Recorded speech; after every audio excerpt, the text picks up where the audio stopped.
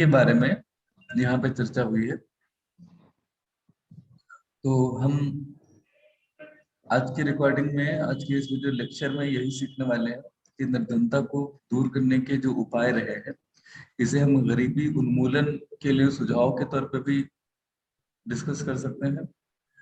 तो सबसे पहली जो हमें सुझाव दिया गया था वो ये था कि तीव्र व संतुलित आर्थिक विकास हो। विकास एक तो हो और तेजी से हो, क्योंकि जितनी तेजी से जनसंख्या हमारे देश में बढ़ती है, अगर हम उस तेजी को नहीं हासिल कर पाए तो हम कहीं ना कहीं गरीबी से लड़ नहीं पाएंगे, ऐसा माना गया था।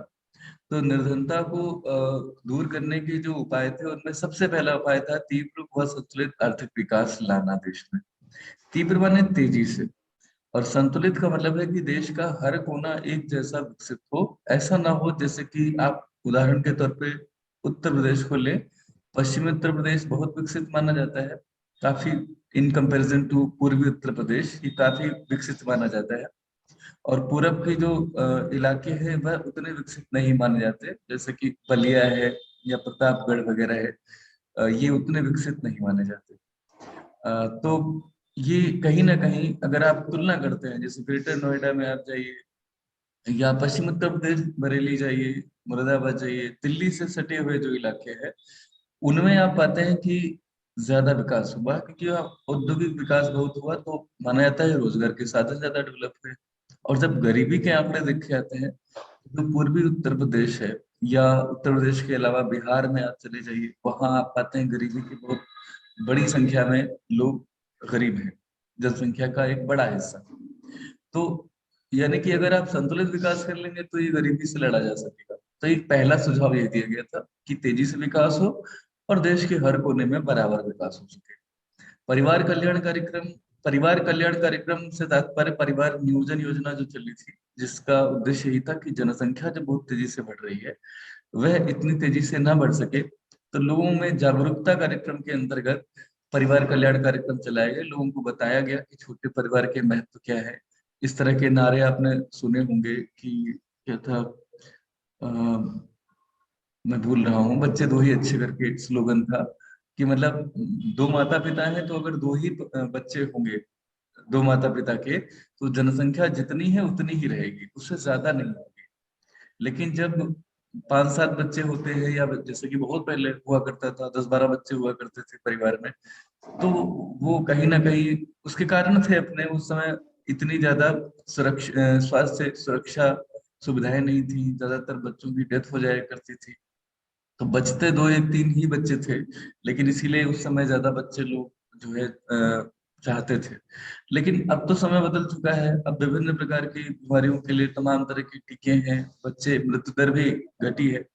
तो यही कोशिश की गई थी सरकार की ओर से कि परिवार कल्याण कार्यक्रम तेजी से लागू किया जाए। जनसंख्या को अगर नियंत्रित कर लेंगे तो जो देश के संसाधन हैं वह इतने हैं, पर्याप्त हैं, और पर्याप्त से भी ज्यादा है। हम प्राकृतिक रूप से काफी साधन संपन्न लोग माने जाते हैं एज ए कंट्री। तो हमारे पास संसाधन पर्याप्त हैं। अगर हमारे सामने जनसंख्या एक समस्या ना हो तो परिवार कल्याण कार्यक्रम को भारत में तेजी से लागू करने का एक सुझाव था। तीसरा जो सुझाव था वो था ग्रामीण और लघु उद्योगों का विकास। अंग्रेजों के समय में आपने जाना कि कुटीर उद्योग, लघु उद्योग पूरी तरह से लगभग खत्म किए गए, सोची समझी साजिश के अंतर्गत। लेकिन अगर गरीबी को दूर करना है तो जिस वजह से गरीबी आई है उससे लड़ना होगा। कुटीर उद्योग, लघु उद्योग फिर से अगर इनको बढ़ावा दिया जाए तो लोगों को बड़ी मात्रा में रोजगार मिलेगा। और जो मौसमी बेरोजगारी की वजह से जो गांव के किसान बेरोजगार हो जाते हैं, अगर इस तरह के ग्रामीण और लघु उद्योग विकसित हो जाएंगे तो वो हर समय रोजगार उन्हें मिलेगा और उनकी गरीबी दूर हो सकेगी। ठीक है, ये 3 पॉइंट समझ में आए सभी को? अभी तक कोई डाउट इसमें? Yes sir. Yes sir. No sir. ठीक है, चौथा पॉइंट है ग्रामीण परिसंपत्ति निर्माण कार्य। देखिए, गांव में रोजगार अगर आप चाहते हैं कि मिले तो गांव के आसपास एक तो इंफ्रास्ट्रक्चर बनता रहे, तो इससे लोगों को सुविधा होगी। और दूसरा, जब ये बनते रहेंगे, निर्माण कार्य होते रहेंगे, तो लोगों को रोजगार मिलता रहेगा और निर्धनता घटती रहेगी। यानी एक तीर से दो निशाने। एक तो आप निर्माण भी करा रहे हैं, सड़कें बना रहे हैं, नहरें बना रहे हैं, मकान बना रहे हैं, कुएं बना रहे हैं, और दूसरी तरफ लोगों को रोजगार भी मिल रहा है इसी बहाने। तो ये एक तीर से दो निशाने साधने जैसा था, एक पंथ दो काज। सरकार ने कहा कि गांव में परिसंपत्ति बनवाइए, तो इससे लोगों को रोजगार भी मिलेगा। आपने देखा होगा कि मनरेगा नाम से एक योजना चलती है, जिसमें 100 दिन का रोजगार कंपलसरीली हर व्यक्ति को दिया जाएगा गारंटी के साथ। ठीक है, तो उसमें क्या होता है, इस तरह की योजनाएं चलती हैं। ये मनरेगा नाम की योजना इसी सुझाव का परिणाम है कि गांव में इस तरह के निर्माण कार्य होते रहते हैं कि लोगों को मजदूरी करने के लिए कहीं बाहर भागना ना पड़े। ठीक है, सरकारी नीतियां यस बहुत सारी सर। अच्छी अच्छी बनती हैं, बहुत अच्छे कार्यक्रम बनते हैं, लेकिन अगर उनका अकुशल संचालन होता है तो बीच में बंदरवाट हो जाता है और भ्रष्टाचारी जो है वो अपना काम कर जाते हैं। तो अगर उनका कुशल संचालन सरकार टॉप लेवल से अगर सुनिश्चित कर ले, तो छोटे लेवल पे योजनाओं में बंदरबाट नहीं होगा और वाकई में जो गरीब हैं उनकी गरीबी दूर हो सकेगी। तो सरकारी नीतियों का कुशल संचालन हो जाए, यह भी एक सुझाव था। वितरण व्यवस्था में सुधार, आय, भूमि, इनका वितरण हमारे देश में ठीक नहीं है। लोगों की आय किसी की बहुत ज्यादा है, किसी की बहुत कम है, किसी के पास जमीन बहुत ज्यादा है, किसी के पास जमीन बहुत कम है। तो बहुत ज्यादा जमीन किसी के पास ना रहे, इसके लिए अंग्रेज जब चले गए थे तो हमने कुछ समय बाद ही जमींदारी उन्मूलन अधिनियम लागू किया था, जिसमें जो बहुत बड़े बड़े जमींदार थे जिनके पास हजारों बीघे जमीन थी, उनसे वो जमीनें लेकर के जो गरीब बिल्कुल भूमिहीन जो थे उनमें वो जमीन पट्टे के तौर पर बांट दी गई थी। लेकिन उसमें भी कहीं ना कहीं ये माना जाता है कि उत्तर प्रदेश में कहीं ना कहीं ऑफिसर राज जो था उसकी वजह से ये सही से लागू नहीं हो पाया। वहीं पश्चिम बंगाल में और तमिलनाडु जैसे राज्यों में माना जाता है इसे बहुत अच्छे से लागू कर दिया गया था, जिसकी वजह से वहां पर जो आय का असमान वितरण था और जमीन का जो बंटवारा था, माना जाता है कि अन्य राज्यों की अपेक्षा वहां अच्छा हुआ। खासतौर से पश्चिम बंगाल ने इसमें काफी बेहतर से इसे लागू किया था, चकबंदी और जमींदारी उन्मूलन। लेकिन यूपी में माना जाता है कि इतना बड़ा राज्य था, इसमें अगर उसे अच्छे से लागू कर दिया गया होता तो गरीबी के इतने बड़े आंकड़े उत्तर प्रदेश से नहीं निकलते शायद। तो वितरण व्यवस्था में एक तो आय का वितरण था और दूसरा भूमि का वितरण था। ये माना गया कि अगर ये सही से वितरण कर दिया जाए, अभी भी किया जा सकता है, तो ये गरीबी और अमीरी के मध्य का जो अंतर है ये अपने आप में कम हो सकता है।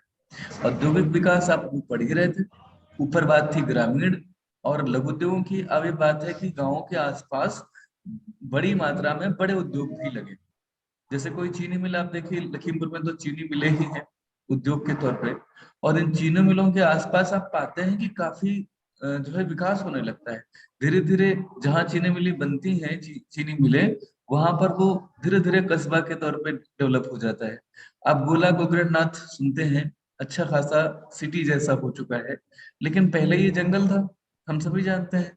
अगर हम वैदिक काल की जनश्रुतियों पे अगर हम यकीन करें, तो रावण जब भगवान भोलेनाथ की पूजा कर रहा था, तो उस समय वो शिवलिंग को अपने यहाँ श्रीलंका ले जाना चाह रहा था और लेके चला भी। लेकिन कुछ भगवान की ऐसी माया रही कि उसे लवशंका का निवारण के लिए किसी एक चरवाहे को शिवलिंग देना पड़ा, और वो चरवाहा भी बीच में छोड़ के चला गया। उसी के आधार पर ये लिंग की स्थापना यहाँ गोला में हुई। तब यहाँ ये जंगल हुआ करता था, और ये जो चीनी मिल यहाँ बनी, ये चीनी मिल बनने के बाद ये सिटी डेवलप हो गया पूरा। आप अंदाजा लगा सकते हैं, उद्योग जहां पर भी लगते हैं वहां आसपास कुछ आधारभूत सुविधाओं का निर्माण स्वतः हो जाता है। जैसे कोई ना कोई बैंक की ब्रांच खुल जाएगी, क्योंकि वहां के कर्मचारियों की एक कॉलोनी बनेगी। कर्मचारी की कॉलोनी अगर बनेगी तो उनके परिवार वहां रहेंगे, तो उनके लिए कोई छोटा सा स्कूल खुल जाएगा। हो सकता है कि मिल ही खोल दे, क्योंकि हर मिल के अपने स्कूल के हैं आज की डेट में। तो अगर मिल का स्कूल खुल जाएगा तो केवल मिल के ही विद्यार्थी पढ़ेंगे ऐसा नहीं, आसपास के गांव के बच्चे पढ़ने लगेंगे। एक कोई एटीएम खुल जाएगा, एक कोई पोस्ट ऑफिस खुल जाएगा, छोटा सा होटल भी वहीं पे बन जाएगा कि लोग आते जाते हैं। यानी कि आप पा रहे हैं कि जो आधारभूत सुविधाएं हैं जब वो डेवलप होने लगती हैं, तो कुछ लोग अपनी छोटी छोटी दुकानें भी खोल लेते हैं और वो एरिया पूरा डेवलप हो जाता है। ये सब क्या है, ये सब रोजगार देने जैसा है। स्कूल खुलेगा तो किसी को रोजगार मिलेगा ना, अस्पताल खुलेगा, ये जितनी भी चीजें हैं, बैंक, पोस्ट ऑफिस, सब खुलेंगे तो रोजगार मिलेगा ना। तो औद्योगिक विकास भी अगर किया जाए तो भी गरीबी को दूर किया जा सकता है। जनसंख्या जो बड़ा हिस्सा अभी कृषि पर निर्भर है, उस पर कृषि क्षेत्र पर दबाव कम होगा जनसंख्या का, अगर आधारभूत उद्योगों का विकास हो जाए। इसके लिए बस सरकार को पूंजी की व्यवस्था करनी पड़ेगी, उदार औद्योगिक नीति अपनानी पड़ेगी, और जो औद्योगिक अनुसंधान है उसके विकास को बढ़ावा देना होगा। ठीक है, थोड़ा सा ये बड़े टॉपिक हैं बच्चों, यस सर। कि बहुत सारे टॉपिक हैं जिनको समाधान के तौर पे गरीबी के बताया गया है, लेकिन ये अपने आप में बड़े बड़े टॉपिक हैं। जैसे औद्योगिक विकास गरीबी को कैसे दूर कर सकता है, अपने आप में एक निबंध है। अगर मैं आपको इसे समझाऊं तो घंटों इसको समझाया जा सकता है। अगर आप इसे समझें तो भी समझने को बहुत है। एक एक शब्द जो इसमें बोला है, आधारभूत उद्योगों का विकास। अब अगर यही समझें तो आधारभूत उद्योग क्या होते हैं और वो किस तरह से गरीबी के उन्मूलन में मदद कर सकते हैं। एक लंबा खासा टॉपिक है, अच्छा खासा, और अपने आप में एक निबंध के जितना टॉपिक है।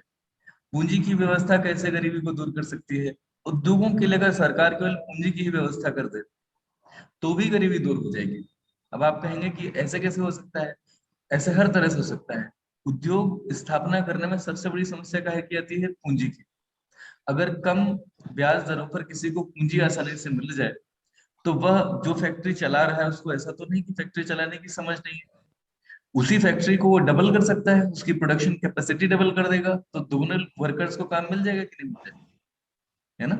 या जिस ब्रांच को उसने एक जगह पे चला रहा है वो दूसरी जगह पे एक नई ब्रांच भी तो चला सकता है, उसमें काबिलियत है तभी तो एक ब्रांच चला पा रहा है। उसके पास कमी किस बात की है? सिर्फ पूंजी की ना। सर। तो कुल मिला करके ये टॉपिक्स अच्छे हैं, समझेंगे बेटा तो समझ जाएंगे। आगे चल के अगर आपको कॉमर्स में करियर बनाना है तो थोड़ा सा गहराई से समझने की कोशिश कीजिए, चीजों को कोरिलेट कीजिए। बहुत लंबा डिस्कस करें ये जरूरी नहीं है, लेकिन बात समझ में आनी चाहिए। ठीक है, कृषि विकास कैसे हो सकता है ताकि गरीबी दूर हो सके? इसमें क्या है, कृषि के लिए कृषि क्षेत्र में भूमि सुधार। भूमि सुधार का मतलब है कि जो जमीनें ऊसर है, बंजर है, जहाँ पे फसलें नहीं होती हैं, जो तराई के इलाके हैं जहाँ पे बाढ़ से पीड़ित हो जाते हैं किसान, बहुत मेहनत करी, पता लगे बरसात हो गई, बाढ़ से पूरा पानी भर गया, फसल चली गई, या बरसात ही नहीं हुई, सूखे में चली गई। तो इन जमीनों में कुछ ऐसा काम करा जाए, उसमें पैसा लगता है कि वो भूमि सुधार हो जाए, उस जमीन में सुधार हो जाए, ऊसर बंजर जमीनें, उपजाऊ जमीनें बनाई जा सके। इसके लिए संस्थागत वित्त व्यवस्था, संस्थागत वित्त व्यवस्था में बच्चों आते हैं बैंक वगैरह, अगर किसानों को इस तरह के 10 12 15 साल के लिए ऋण दे सके, 2 लाख 4 लाख 5 लाख 10 लाख, ताकि अपने जमीन में ट्रैक्टर ट्राली ट्रक वगैरह चला के अच्छे से इसका सुधार कर सके। और ये भी है कि कृषि का आधुनिकीकरण, भारत में अभी भी परंपरागत कृषि होती है। आधुनिकीकरण के लिए आधुनिक मशीनें चाहिए जो कि महंगी होती है। जैसे अगर मान लिया गेहूं की कटाई करनी है तो हाथों से हसिया होता है ना, देखा होगा आप लोगों ने, गांव में हसिया होता है, हाथों से महिलाएं पुरुष बच्चे गेहूं की कटाई करते हैं। लेकिन अब उसकी जगह कंबाइंड मशीन आ गई है। ठीक है, मशीनों से अगर आप कटाई करेंगे तो बहुत जल्दी हो जाती है, लेकिन उसके लिए वो मशीन बड़ी महंगी आती है, कुछ सस्ती थोड़ी आती है। तो उसके लिए अगर पैसा मिल सके, पैसा उपलब्ध कराया जा सके, संस्थागत वित्त व्यवस्था हो जाएगा, तो अगर ये मशीनें किसान खरीद सकेंगे तो कृषि का आधुनिकीकरण हो जाएगा। अभी भी किसान गांव में ऐसे हैं कि वह ट्रैक्टर ट्राली खरीदने की स्थिति में है, तो वो दूसरों से किराए पर लेकर के ट्रैक्टर ट्राली का काम कराते हैं। या कभी कभी ऐसा भी होता है कि वह बैलों से ही खेती कर रहे हैं, लकड़ी वाले हल से। तो कैसे वो उत्पादन बढ़ा सकेंगे, है ना? तो अगर आप चाहते हैं कि गरीबी दूर हो तो भूमि सुधार हो, संस्थागत वित्त व्यवस्था के लिए बैंकों की स्थापना एक्सक्लूसिवली इसी काम से की जाए, ताकि कृषि का आधुनिकीकरण के लिए पैसा आ सके और धंधा दूर हो सकेगा। ठीक है, इसके अलावा कुछ और सुझाव, इतने सुझाव जो मैंने आपको बोले, इसमें कोई डाउट किसी को कुछ कहना है? No sir. चलिए, बचत और विनियोग में वृद्धि। देखिए, अगर आप चाहते हैं कि बचत में वृद्धि हो सके तो आपको लोगों की आय बढ़ानी पड़ेगी। आय अगर कम है तो बचत कहाँ से होगी? तो बचत और विनियोग में वृद्धि के लिए इन्होंने बताया है कि वित्तीय संस्थाओं के ढांचे और उनकी कार्यप्रणाली में सुधार करना होगा। देखिए, वित्तीय संस्थाओं में सबसे बड़ी संस्था आती है बैंक। अगर बैंक अकाउंट कोई खोल ले, आज खोल ले, भले वो जीरो बैलेंस अकाउंट खोले, तो आप पाते हैं कि साल 2 साल में वो अपने खाते में कुछ ना कुछ जमा कर चुका होता है। ये ठीक वैसे ही कि जैसे किसी बच्चे को आप गुल्लक ला के दे दीजिए। आप में से सबने गुल्लक का यूज किया होगा, किया है ना कभी? तो ऐसा जिसने कभी गुल्लक में कुछ पैसे नहीं डाले? Is there anyone? Yes sir. आपने नहीं डाले? No sir. अरे वाह, तो आपने जीवन में इस बड़े सुख का जो है मतलब इसे खो दिया। आपको पता है गोलक में पैसे डालने में तो बड़ी तकलीफ होती है, लेकिन जब गोलक फोड़ो, अगर मिट्टी वाली गोलक है, फिर जो पैसे निकलते हैं तो वो जो सुख मिलता है वो मोक्ष से कम नहीं होता है। मोक्ष समझते हो? ज्यादातर इंसान मोक्ष पाने के लिए लगे हुए होते हैं, लेकिन बच्चों को मोक्ष से मतलब नहीं है। जब वो साल भर की बचत, जब वो गोलक तोड़ देते हैं अचानक से, मूड हुआ तोड़ दिया, और फिर जो पैसे निकलते हैं चवन्नी अठन्नी उसमें से, मुझे ये सुख मिल चुका है, मैं इसलिए बता रहा हूँ आपको। तो ये बैंक अकाउंट वैसे ही काम करता है। अगर किसी का बैंक अकाउंट खोल दो तो धीरे धीरे फिर वो उसमें पैसा, जब उसे लगता है कि उसने 200 रुपये बचा लिए, तो 200 रुपये आके चुपके से बैंक में जमा कराता है, अपने जो गांव में एक बैंक खुल गई है उसकी। तो धीरे धीरे बचत को बढ़ावा मिलता है, यानी वित्तीय ढांचा गांव के स्तर पे बैंक खोलिए, ताकि अगर ऐसा आप कर देंगे तो जब उन्हें पैसे की आवश्यकता होगी तो किसी महाजन से बहुत ज्यादा ब्याज दर पे लोन नहीं लेंगे, वो बैंक से ही लोन ले लेंगे कम ब्याज दरों पे। तो जो अनावश्यक उनका पैसा ब्याज पर खर्च हो जाता है वो बच जाएगा ना, वो बैंक में जमा कर पाएंगे। तो इस तरह से बचत में वृद्धि होगी। छोटे छोटे समय की बचतें लंबे समय में, दीर्घ काल में पूंजी बन जाती हैं। उसी पूंजी का आप कहीं विनियोग कर पाते हैं, किसी बिजनेस में, किसी एफडी में, किसी शेयर में, है ना। तो बचत और विनियोग में वृद्धि करना है तो क्या करना होगा? वित्तीय संस्थाओं के ढांचों को और उनकी जो कार्य प्रणाली है, जिसमें वह अगर खुद को अफसर मान के बैठ जाते हैं बैंक में, और कोई गांव का बेचारा गरीब मजदूर आता है तो वो उसको अकड़ के बात करते हैं या अच्छे से समझाते नहीं, तो ये गलत है। उनकी कार्य प्रणाली में भी सुधार करें, उन्हें लगे कि ये हमारा बैंक है और यहाँ जो लोग बैठे हैं ये भी हमारे ही जैसे हैं। वहां उन लोगों को देहाती में बात करनी चाहिए, ताकि गांव वाला आदमी अंग्रेजी में बात करे तो वो डर ना जाए, उनसे बात करते हुए डरे ना। इस तरह से कार्यप्रणाली में थोड़ा सा सुधार करें। चाचा ताऊ करके संबोधन कर सकते हैं अगर बैंक के कर्मचारी, तो कितना अच्छा होगा। ऐसा नहीं होता अपने यहाँ, यही दुर्भाग्य है। भू सुधार मैंने अभी बताया था। भू सुधार मतलब इसमें अगर कहीं पे कोई जमीन उधर बंजर है तो उसे ठीक किया जाए। इसके अलावा कृषि क्षेत्र का विस्तार आता है। जैसे तमाम जमीन ऐसी गांव में होती है जो खाली पड़ी होती है, जिसका किसी भी उपयोग में लिया नहीं जाता है। तो ऐसी जमीनें जो खाली पड़ी हुई हैं, जहाँ जंगल भी नहीं है, मैं ये नहीं कह रहा कि जंगलों को काटा जाए, ना कोई दूसरा इकोनॉमिस्ट कहेगा ऐसा, लेकिन जो जमीनें जहाँ पे पेड़ भी नहीं है, ऐसे ही जमीनें खाली पड़ी हैं, उबड़ खाबड़ है, तो उनको ठीक करा लिया जाए, उन्हें कृषि योग्य बना लिया जाए। ऐसा करेंगे तो कृषि क्षेत्र का क्या होगा? विस्तार हो जाएगा। ठीक है। चकबंदी क्या होता है कि जहां जहां लोगों के चार जगह छोटे छोटे खेत हैं, उनका एरिया नाप लिया जाए और एक जगह उतना ही एरिया उन्हें कहीं एक ही जगह दे दिया जाए। इसको चकबंदी कहा जाता है। यूपी में इसे भी लागू किया गया, कई बार लागू किया गया, लेकिन यह भी सफल नहीं हुआ। ये भी भ्रष्टाचार की भेंट चढ़ गया। चकबंदी का कार्यक्रम भी पश्चिम बंगाल में बहुत अच्छे से लागू किया गया। एक्चुअली इसके कई कारण थे। पश्चिम बंगाल में लंबे समय तक वामपंथियों का शासन रहा। वामपंथी यानी समाजवादी विचारधारा के लोग, जिनका ये मानना ही है कि पूंजीपति जो है वह गरीबों का शोषण करता है। ठीक है। तो उनका तो ये लक्ष्य ही था कि हम बड़े लोगों से, जिनके पास खूब जमीनें हैं, उनसे लेकर के गरीबों में उससे पट्टे के तौर पे बांटे, ताकि गरीबों की गरीबी दूर हो। इसलिए उन्होंने इसे अच्छे से किया। यूपी में ऐसा नहीं हो पाया, तमाम कारण है उसके, अभी उसमें बहुत डिटेल में नहीं जाएंगे हम। भू सुधार के अंतर्गत सड़क निर्माण भी आता है। बच्चों, जैसे मान लिया किसी का खेत है और वह अपने खेत तक ट्रैक्टर ट्राली अगर नहीं ले जा पा रहा है, तो उसके लिए वहां से मान लिया गन्ना उसे भरना है, ट्राली भरनी है गन्ने की, और खेत तक ट्राली नहीं जा पा रही, तो आपको पता है कि अगर वो दूर है, मान लिया 300 मीटर दूर है, 200 मीटर दूर है, 50 मीटर दूर है, तो उतनी दूर तक का लेबर उसका बढ़ जाएगा। सिर पर जो गन्ने का होता है ना, उसको बंडल बोलते हैं, फांदी बोलते हैं, उसको सिर पे लाद करके मजदूर ले जाएंगे तो मजदूरी ज्यादा देनी पड़ेगी कि नहीं देनी पड़ेगी, है ना। इससे उसकी लागत बढ़ जाती है। तो अगर खेत इस तरह से बनाया जाए कि वहां तक सड़कें बन सके, ये है सड़कों का निर्माण। ठीक है। तालाब का निर्माण, जो ऐसी जगह है जहाँ पे नहरें नहीं जा सकती, तो वहां पे जो बहुत तराई के खेत हैं, वहां पे तालाब बना लिए जाए। तालाब की जो मिट्टी निकलेगी वो, उससे खेत ऊंचे हो जाएंगे और तालाब बन जाएंगे। इससे बरसात का पानी वहां भर जाएगा, बाद में इंजन वगैरह लगा करके उसी पानी से उसी खेत की सिंचाई हो सकेगी। ये तालाब निर्माण का महत्व है। और अगर तालाब बना रहा तो भूमि जल, जो भूमिगत जल होता है, उसका स्तर भी मेंटेन होता है। जहाँ सूखे वगैरह पड़ते हैं, उनसे निपटने का एक ही तरीका राजस्थान में निकाला गया कि वहां तालाब बना दिए गए। तो जब तालाब में पानी भरता है तो उससे जो भूमि है उसका शोषण करती रहती है, तालाब का के जल का, इससे जो भूमिगत जल होता है उसका स्तर जो है, भूमि जल का स्तर मेंटेन रहता है।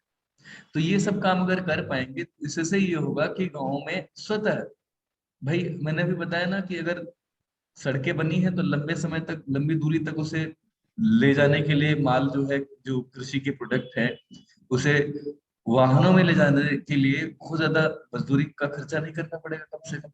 ठीक है, सड़कें बनी होंगी, तालाब बने होंगे तो सिंचाई पर बहुत ज्यादा खर्चा नहीं करना पड़ेगा, है ना। इस तरह से गरीबी दूर हो सकती है। आर्थिक विकास, ये आपने भी जाना ही था, आर्थिक विकास अगर होता है तो जाहिर सी बात है सबको बल मिलता है, बशर्ते आर्थिक विकास की जो जो वितरण है आय का, और तमाम तरह की सुविधाओं का, वह भी समानता के आधार पर। ठीक है, तो निर्धनता के निराकरण का मूल तंत्र क्या है? आर्थिक विकास। जैसे जैसे आर्थिक विकास होगा, आर्थिक विकास का तात्पर्य बच्चों होता है उत्पादन बढ़ने से। उत्पादन तभी बढ़ता है जब फाइनली ज्यादा से ज्यादा लोग उसमें काम कर रहे होंगे, तभी तो उत्पादन बढ़ेगा। बगैर वर्कर्स के उत्पादन थोड़ी बढ़ सकता है। जितना ज्यादा उत्पादन उतना ही ज्यादा रोजगार के साधन, और जितना ज्यादा रोजगार उतना ही ज्यादा लोगों की आय बढ़ेगी और गरीबी दूर हो जाएगी। यही आर्थिक विकास का कनेक्शन है गरीबी दूर करने से। जनसंख्या नियंत्रण, ये मैंने पहले ही आपको बताया, परिवार नियोजन कार्यक्रम चलाए गए, छोटे परिवार का महत्व बताया गया, इससे भी ये माना गया कि गरीबी दूर हो सकती है। बिहार अभी भी पिछड़ा हुआ इलाका इसीलिए माना जाता है राज्य के तौर पे, क्योंकि वहां पे अभी भी परिवार बड़े होते हैं। ठीक है, यूपी भी इसीलिए पिछड़ा है, इसकी आबादी बहुत ज्यादा है। ठीक है, अमेरिका में ऐसा कुछ नहीं है जिसकी वजह से अमेरिका शासन करता है, पता है? अमेरिका सिर्फ इसलिए शासन करता है कि उसका जो क्षेत्रफल है उसके मुकाबले उसकी जनसंख्या और बेनिफिट है। ठीक है, तो चाइना ने इसे कंट्रोल किया, तो आप देखिए चाइना निरंतर आगे बढ़ रहा है। इसकी जरूरत भारत में अभी भी मानी जाती है। ग्रामीण क्षेत्रों में सामाजिक सुरक्षा किस तरह से होती है? जैसे पेंशन फंड, बीमा, इस तरह की योजनाएं गांव के लेवल पे किसानों तक, महिलाओं तक, वृद्धों तक लागू हो सके। अगर वैज्ञानिक तथा तथा तकनीकी प्रगति गांव के लेवल पे जो वैज्ञानिक रिसर्च हो रही है उसका लाभ पहुंचे। ठीक है, इसके लिए तमाम वैज्ञानिक अनुसंधान जो है वह इस तरह से हों कि गांव में इस तरह के कृषि विद्यालय खुले खुले कृषि विश्वविद्यालय खुले कि वहां के बच्चे वहां पढ़ करके अपने गांव के फायदे के लिए काम कर सके। ये इसके अंतर्गत आएगा। साक्षरता में वृद्धि अगर हो जाए, अभी भी गांव के लोग परंपरागत रूढ़ रिवाजों रिवाजों में बहुत ज्यादा लगे रहते हैं, जिसमें उनका अच्छा खासा पैसा खराब होता है, मन भी खराब होता है, तन भी खराब होता है। ठीक है, पूंजी का निर्माण, ये आपने अभी पहले ही जाना है। पूंजी निर्माण कैसे हो सकता है? जब आप बचत कर लेंगे। पॉइंट नंबर 9 जो है यहाँ पे, वही पॉइंट नंबर 16 से कोरिलेट करेगा। जब आप बचत बढ़ा लेंगे, विनियोग बढ़ा लेंगे, तो वहां से पूंजी का निर्माण स्वतः होने लगेगा। आपकी लंबे समय में आप बचत करते रहिए। भाई आपने इस साल कुछ बचाया, कुछ पिछले साल बचाया था, कुछ अगले साल बचाएंगे, 10 साल बाद जो आपकी बचत है वही तो आपकी पूंजी होगी। तो पूंजी का निर्माण सिर्फ तब हो सकता है जब आप रोजगार के साधन लोगों तक उपलब्ध कराएं। ठीक है, मानवीय पूंजी निर्माण, इसे समझ लीजिएगा। मानवीय पूंजी, मनुष्य भी पूंजी है, मानव भी पूंजी है। अगर वह प्रशिक्षित है, अगर वह शिक्षित है, अगर वह स्वस्थ है, तो वह पूंजी है। अगर वह ऐसा नहीं है तो वो लायबिलिटी हो जाएंगे। ठीक है, मानव संसाधन कहे जाते हैं, इन्हें आप संपत्ति भी कह सकते हैं। जो संपत्ति है वही हमारी पूंजी होती है। जैसे आपके आपने घर में सुना होगा, आपके पापा अक्सर ये कहते होंगे कि यही मकान मेरी पूंजी है। ठीक है, या कभी कभी ये भी कह देते होंगे कि मेरी बेटियां ही मेरी पूंजी है जीवन भर की, मेरे बेटे मेरी बेटियां ही मेरी पूंजी है। तो पूंजी का मतलब वो आपको एक संपत्ति के तौर पे बता रहे हैं, आप उनकी असेट है। असेट कैसे? असेट वह होती है जो हमें भविष्य में आमदनी कमाने के लिए लाभ का जरिया बनती है। तो पिता के लिए लाभ क्या है कि अगर बेटी उन्नति करेगी तो उनके लिए वही लाभ है। अगर नाम आपकी वजह से उनका हो जाए तो उनका वही लाभ है ना। आपसे उन्हें कोई मॉनेटरी लाभ थोड़ी चाहिए। तो जब ये बोलते हैं कि आप मेरी संपत्ति है या आप मेरी पूंजी है, तो दरअसल वो ये बोलना चाहते हैं कि अगर आप शिक्षित हो, अगर आप स्वस्थ हो, अगर आप ट्रेंड हो, कुशल हो, तो आप जो भी काम करोगे वो अच्छे से करोगे। और आप जब अच्छे से करोगे तो आप अपने परफॉर्मेंस से संतुष्ट रहोगे, आपकी आय भी अच्छी होगी। तो मानवीय पूंजी निर्माण यानी मनुष्य जो है, यह दायित्व न बने देश के ऊपर, ये संपत्ति बन सके, इसके लिए इनको शिक्षा से, स्वास्थ्य से, शिक्षण से जोड़ना होगा।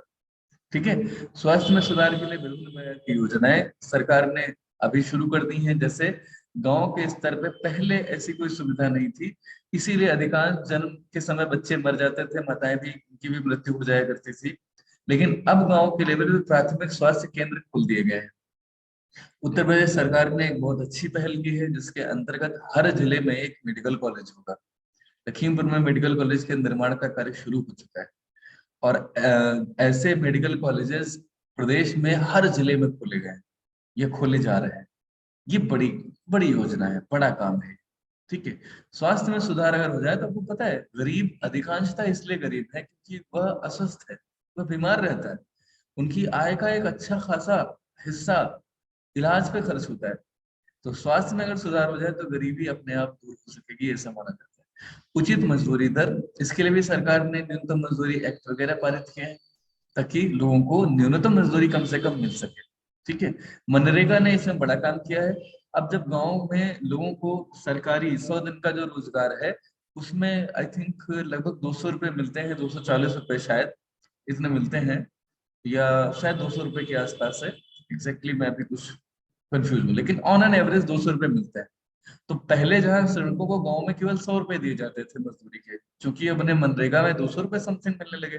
तो अब वो कहते हैं कि भाई 200 रुपए हमें कम से कम मिलते हैं वहाँ सरकारी काम में, वहां तो हमको कुछ करना भी नहीं पड़ता। प्रधान जी कहते हैं बस दिन भर खड़े रहो तो भी मिल जाएंगे, जाना होता है खाली। महिलाएं ऐसे ही अपने बच्चों को भी लेके जा सकती हैं वहाँ। बच्चा अगर रोएगा तो माँ बच्चों को ही छुपाएगी, काम थोड़ी करेगी वहां पे। तो वहां पे मस्ती से काम होता है। तो कहते हैं कि वहां 200 मिल रहे हैं तो आपके यहाँ तो आएंगे 250 लेंगे हम, आपके यहाँ काम करना पड़ेगा। मजदूर ऐसा कहते हैं। तो कुल मिलाकर के उनकी गरीबी इस वजह से भी दूर हुई कि उचित मजदूरी सरकार ने एक तरह से उपलब्ध करा दी। ठीक है। आय अर्जित करने वाली परिसंपत्तियों का सृजन, देखिए गांव में एक बड़ी समस्या है कि श्रमिक जो, या जो मजदूर हैं, जो गरीब मजदूर हैं, जो गरीब ग्रामीण है, उसे ये बहुत अच्छे से नहीं पता है। शिक्षा, इसका शिक्षा का अभाव एक कारण हो सकता है। ये बहुत ज्यादा कैलकुलेटिव नहीं होता। ये भी हो सकता है कि वह ज्यादातर खर्चा अपना उन परिसंपत्तियों पे करते हैं जिनसे उन्हें लाभ नहीं होना है, वो खर्चा कर देंगे। जैसे अभी भी मैं तुम्हें, आप लोगों को बताऊं बच्चों, मुझे कभी कभी दुख भी होता है। मैं अभी गांव में था, कल की ही बात है, शाम को मैंने देखा कि गांव का ही एक है, मजदूर है, मजदूरी करता है। तो आया था तो सर्दी में उसने जूते नहीं पहन रखे थे, और हवाई चप्पलें पहने हुई थी, और उसकी पैंट जो थी वह भी फटी हुई थी, और कैप भी नहीं लगाया हुआ था वो। लेकिन मैंने ध्यान से देखा तो उसके हाथ में एक मोबाइल था, जिसकी कीमत कम से कम 10,000 जरूर रही होगी। स्मार्टफोन था, कोई एमआई का रहा होगा, पता नहीं, ऐसे ही कुछ बढ़िया सा स्मार्टफोन जैसे हम आप यूज करते हैं। तो उसने परिसंपत्ति का सृजन किया है। ऐसा नहीं कि उसने खरीदी नहीं है संपत्ति, उसने 10,000 रुपए खर्च किए, लेकिन वो अपने लिए 300 रुपए 400 रुपए के जूते नहीं खरीद सकता। इतना कपड़ा खरीद ले कि कम से कम पैंट फटी ना हो, उससे हवा उसके शरीर पे ना नुकसान पहुंचाए, कि वो अगले दिन बीमार ना हो जाए। ये दिक्कत है। लोगों को ये नहीं पता कि कौन सी संपत्तियां हैं जो हमारे लिए, जैसे वो चाहे तो कुछ ऐसा खरीद के ला सकता था जो उसके लिए रोजगार का साधन बन जाता है ना, या कम से कम खुद के शरीर को सुरक्षित रखने जैसा तो वो कुछ ले आता है ना। लेकिन वो ऐसा भी नहीं कर पाया, और वो मोबाइल उसके हाथ में था कितना, लगभग 10,000 का, 10-12 हजार का मोबाइल रहा होगा, बड़ा सा मोबाइल था, मेरे फोन से बड़ा था उसका फोन। पैंट फटी हुई थी। तो हम लोगों को अगर शिक्षित कर पाए, उनको जागरूक कर पाए, तो हम बता सकते हैं कि कौन सी संपत्तियां, जहां पे वो अगर विनियोग करें तो उनका जीवन स्तर सुधर सकता है। उसे अपने कपड़ों पर विनियोग करना चाहिए, उसे अपने स्वास्थ्य के लिए खाने पे विनियोग करना चाहिए, ना कि मोबाइल पे। मोबाइल से उसका कोई काम नहीं होने वाला है। उसका मोबाइल से अगर कुछ काम हो सकता है तो कीपैड वाले मोबाइल से भी हो सकता है, लेकिन वो खर्च कर रहा है उस पर। तो फोकस ठीक नहीं है, गरीबों का एक ये भी कारण है। बहुत समय पहले राहुल गांधी जी ने एक स्टेटमेंट दे दिया था कि गरीब इसलिए भी गरीब है क्योंकि उनकी मानसिकता गरीबी की है। इसकी लोगों ने बड़ी आलोचना की थी। लेकिन यही बात जब भारत का कोई अर्थशास्त्री कहता है तो इसकी आलोचना लोग नहीं कर पाते, क्योंकि वो लॉजिक देते हुए कहता है। गरीबी सच में एक मानसिकता है, इसे समझने की जरूरत है। जब ऐसा कहा जाता है तो ये नहीं कहा जा रहा है कि वो मानसिक रूप से गरीब है। ऐसा इसलिए कहा जा रहा है क्योंकि ये दुर्भाग्य है इस देश का कि लोग अभी भी इतने ज्यादा शिक्षित नहीं है, वो जागरूक नहीं है, उन्हें नहीं पता है कि हमें किस चीज पे फोकस करना चाहिए। जब ऐसा भी कहा जाता है तो भी आरोप लगते हैं कि आप गरीबों को मूर्ख बता रहे हैं। लेकिन ये वो देश है जहाँ पे अगर आप कुछ चिंता करते हैं, किसी के लिए कुछ करना चाहते हैं, तो आपकी पहले आलोचना होगी, फिर यही सब आपकी, जब आप सफल हो जाएंगे तो आपकी स्तुति करने के लिए चले आएंगे कि हाँ साहब आपने कमाल कर दिया, आपने देखिए ये शुरू कर दिया, वो कर दिया, ये आपसे फायदा हुआ। तो कुल मिलाकर के थोड़ा सा आप जहाँ पे भी रहते हैं, आप भी जिम्मेदारी लीजिए, लोगों को जागरूक कीजिए, जहां तक हो सके उनकी मदद कीजिए, और हो सके तो गरीबों में से कुछ बच्चों को शिक्षित करने के लिए कदम बढ़ाइए, उनको कुछ सिखाइए, एबीसीडी सिखा दीजिए, छोटा बड़ा सिखा दीजिए गरीबों के बच्चों को। आपके घर में कभी कोई महिला आती होगी, हो सकता है खाना बनाने, तो उसका बच्चा भी कोई छोटा सा आ जाता होगा, मौका मिले उसे पढ़ा दीजिए। आप पाएंगे कि वो बच्चा जो आपसे कुछ सीख लेगा, अगर कुछ बन गया तो हमेशा आपको याद रखेगा। याद नहीं भी रखे तो भी आपका तो दायित्व है कि आपने पूरा कर दिया, आपको संतुष्टि मिलेगी, है ना। शिक्षा से अगर जोड़ दिया जाए गरीबों को तो गरीबी निश्चित रूप से दूर हो जाएगी, क्योंकि आज के समय में ऐसे संसाधन। ये सब थे सुझाव बच्चों। निर्धनता उन्मूलन के लिए सरकार ने कुछ कदम उठाए भी थे प्रैक्टिकली। कब कब किस किस योजना के रूप में सरकार ने कदम उठाए, इन्हें हम जानेंगे नेक्स्ट टाइम, कल। अभी फिलहाल आज के लिए इतना ही, ठीक है। मंडे को लाइव क्लास होती है। लाइव क्लास में आप शुरुआत के 5-10 मिनट अपने सवालों के लिए जरूर रखा करें। इसके लिए सप्ताह भर जो भी आप पढ़ते हैं वीडियोस के माध्यम से, ऑडियोज के माध्यम से, उसमें अगर कोई डाउट है तो अपनी कॉपी पे लिख के रखा करें, ताकि आप मंडे की लाइव क्लास में उन्हें पहले उन सवालों को, उन कंफ्यूजन को, या जो भी आप कहना चाहते हैं उसको डिस्कस कर सकते हैं, ठीक है। तो लाइव क्लास में अगले मंडे को जुड़ेंगे। फिलहाल वीडियोस के जरिए हम लोग इन टॉपिक्स को पढ़ते रहेंगे। किसी को कुछ कहना है, कुछ पूछना है?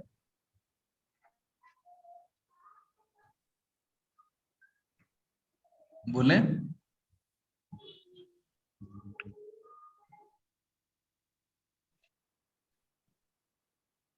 तो क्लास को यहीं पे समाप्त करते हैं बच्चों। आप सभी लोग जुड़े और मनोयोग से आप लोगों ने सुना। मुझे अच्छा लगा कि आप लोग कोशिश कर रहे थे सुनने की, तो अच्छा है। ऐसे ही सीखते रहें, आगे बढ़ते रहें। बहुत बहुत धन्यवाद आप सभी का। आपका दिन शुभ हो, मंगलमय। Have a nice day, sir. Have a nice day, Have a sir. nice day, sir. Nice, sir. Good night, sir.